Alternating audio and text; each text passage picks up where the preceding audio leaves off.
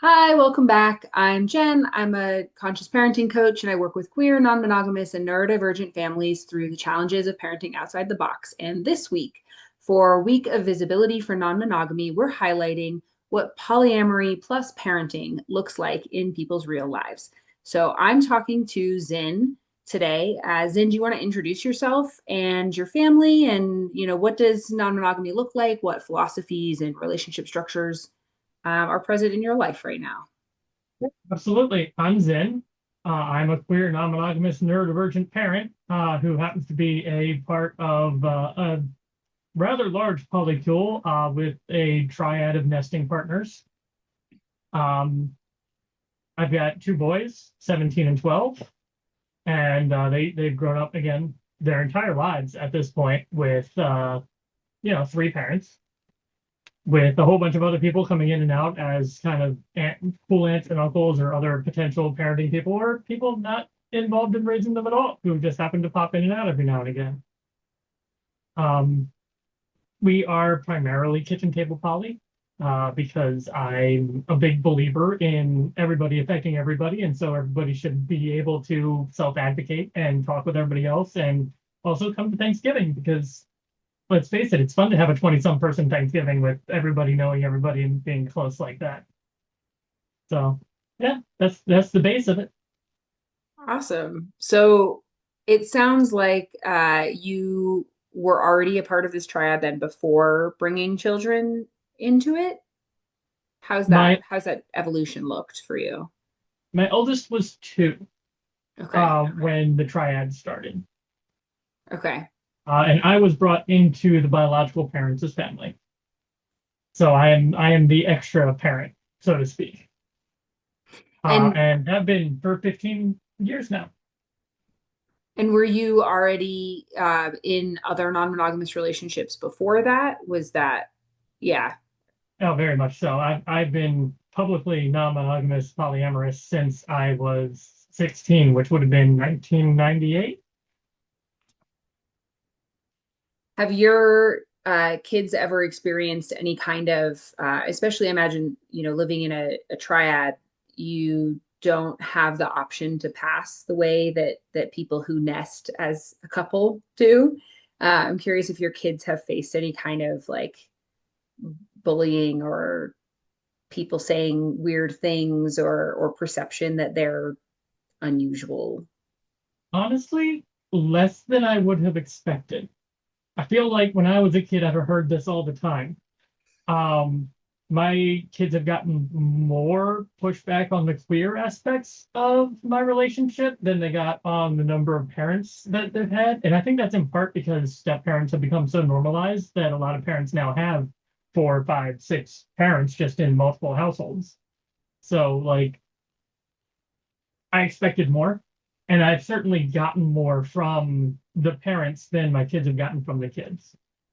Like, going to PTA meetings has been tough because like they're used to dealing with one of the parents and then one of the other parents shows up and then another one of the parents shows up and a lot of people have designated PTA parents and so like for my family it's usually me when I can show up because I enjoy people and those types of situations but like it's a little hard to break into it sometimes because a lot of people are like, yeah, I'm here at the PTA meeting, but I'm a single mom. And I'm like, yeah, I'm here at the PTA meeting and we have three parents living in the same house, all able to contribute and support our children. And it doesn't really even out. You kind of get a bit of that cold shoulder and or resentment in there that you have to kind of be ready for.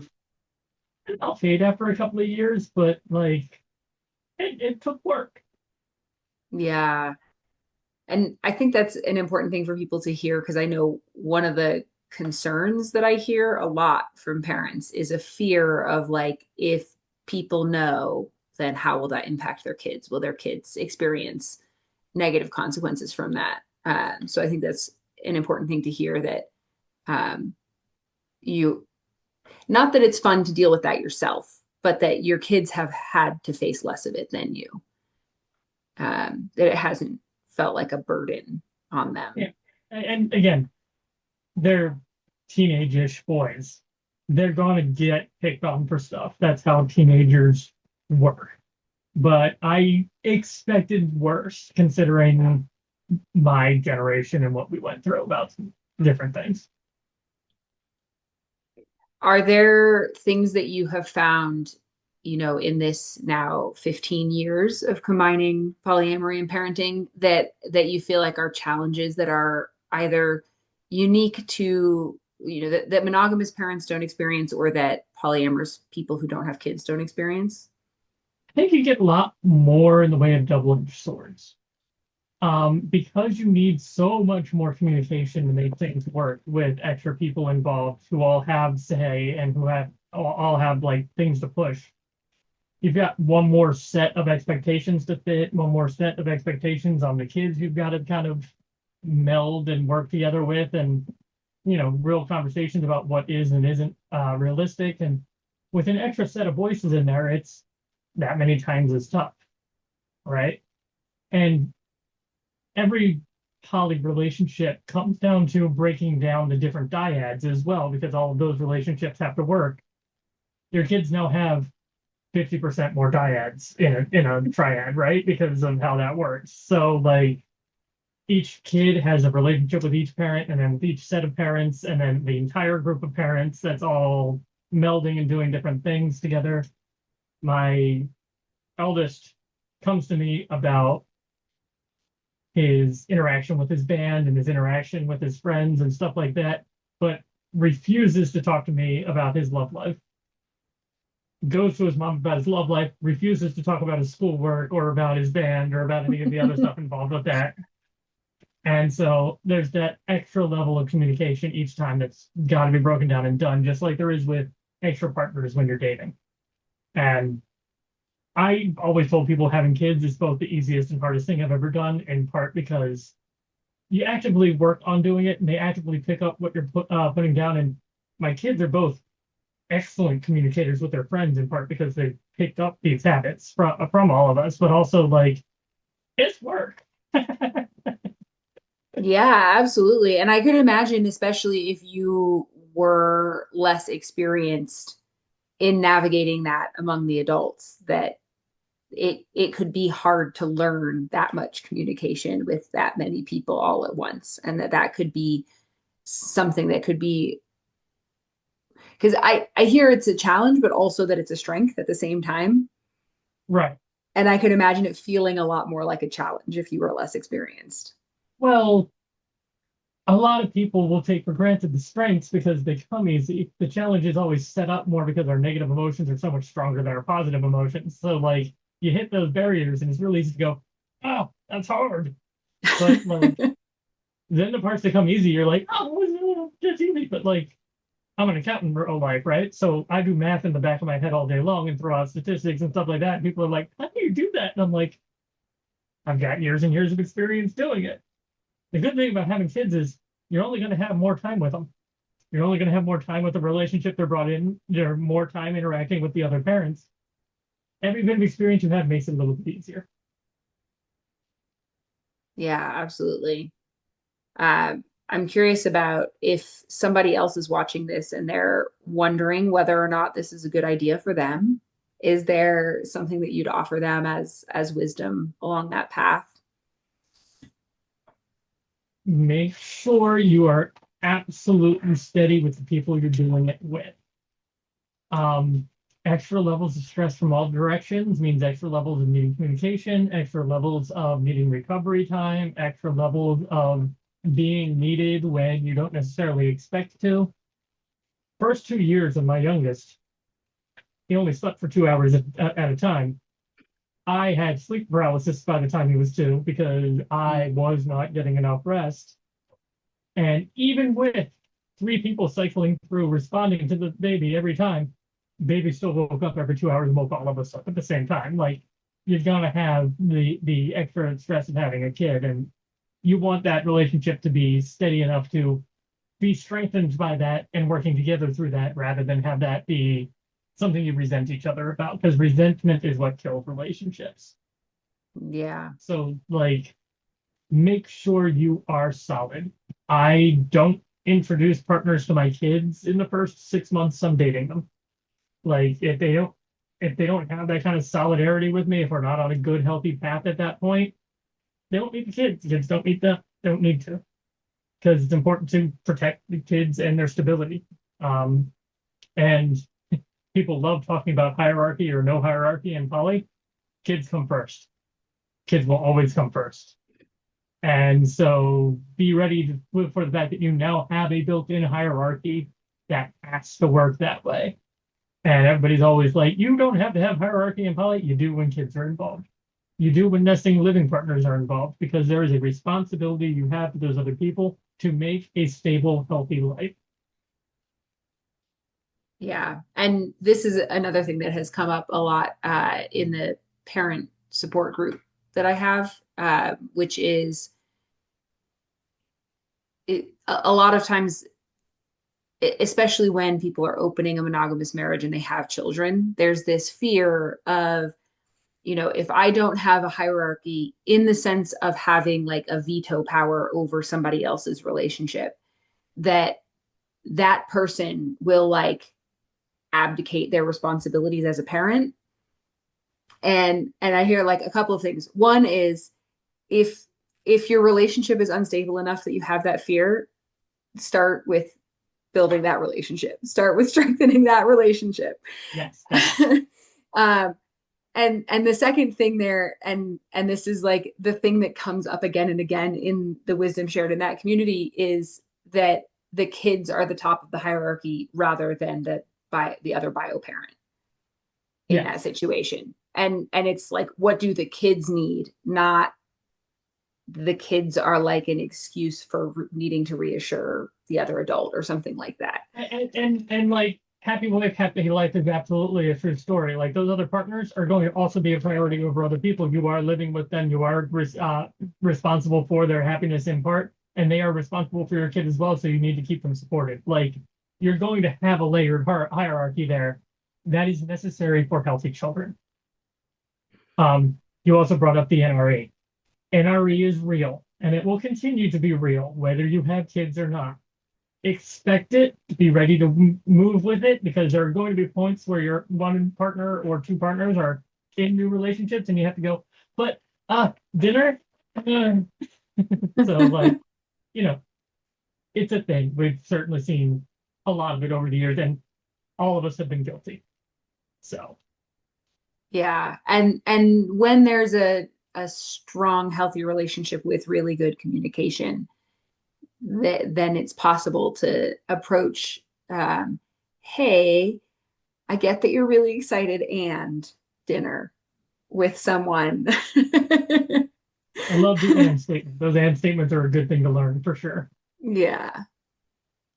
Uh, all right. One more question is, why is, we've talked about some of the challenges and the things that can be, make this a hard path to navigate sometimes.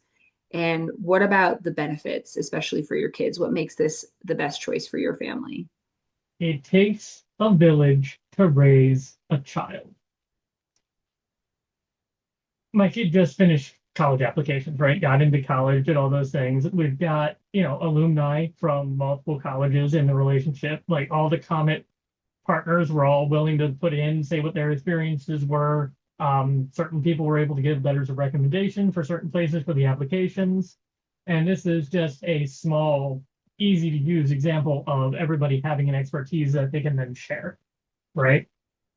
On top of the three nesting partners, there have been, over the course of the 17-year-old's life, easily a dozen aunts and uncles that have come in to help parent at different aspects of their lives, teach things to the kids that have really, in the long run, impacted the children's lives in what I think long term was a positive way, even if they ended up not being a part of their lives 2, 3, 4 years later. And like, yeah, your kids have to learn how to deal with the grief of a relationship ending beyond their, you know, beyond their control, which isn't something that I enjoyed experiencing, but also like that love that they're grieving wouldn't have been there without it. Hmm. So like it's life is a journey, and it's about the journey more than it is about the destination. And bringing in more loving people who are willing to be part of a large family like this and actually look out and help with the kids as well as keep everybody else supported and taken care of, it's only going to be positive results. And that has been my experience. I feel like the poly life has left my kids better equipped for life as a whole than if they hadn't had it. With the exception, of course, of when they had to come out as monogamous, which was hilarious.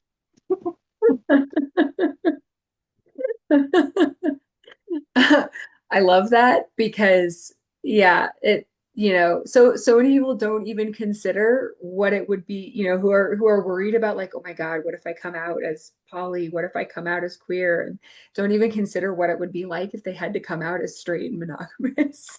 My 12-year-old is a cis monogamous male and does not know what to do with it.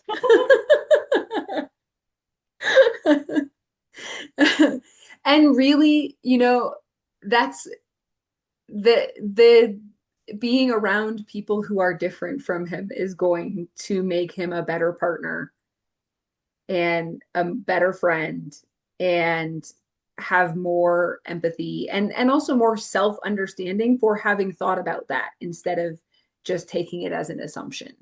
At 12, he has led meetings in school about how to better support and welcome the other queer kids in his school that were having trouble, and has been stepping in front of people doing bullying stuff because he doesn't believe it's right. And that has been his natural instinct as a child growing up from day one.